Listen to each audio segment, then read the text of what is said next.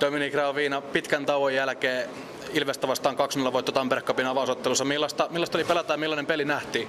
No, krásný zápas dneska, určitě divákům se to muselo líbit a hlavní byla výhra, jsme vyhráli a po dlouhé době jsme si zase zahráli hokej, takže určitě krásný zážitek po dlouhé době. Omalle kohdalle heti osui nollapeli, niin miten kommentoisit omia otteita? Tak já nevím, no, tak těžký, vyhráli jsme 2-0, ale to prostě to není, nic tady to neznamená, zatím je to jenom přátelák, takže uvidíme, jak to bude dál. Huomenna sitten finaalissa vasta se TPS ja varmasti turnausvoittoa haetaan, niin millaisia ajatuksia huomisesta?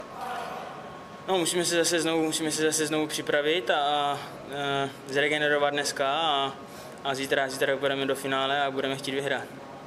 Kivasti oli myös saapunut väkeä paikalle tänään kannustamaan heti kauden avaukseen, niin mitä haluat loppuun sanoa faneille?